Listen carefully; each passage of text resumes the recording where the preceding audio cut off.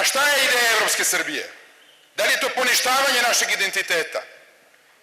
Moja želja i moje htenje da Srbija sa svojim identitetom uđe u tu utakmicu među nacijama, među narodima, među državama, jer danas se igra ta utakmica.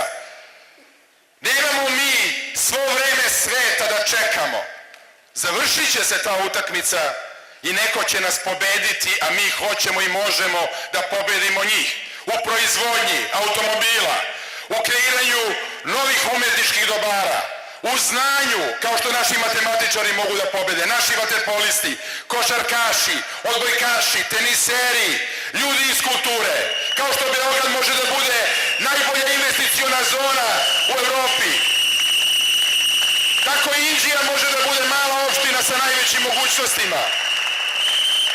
Ako pronađemo snagu u sebi, vi imate tu snagu u sebi.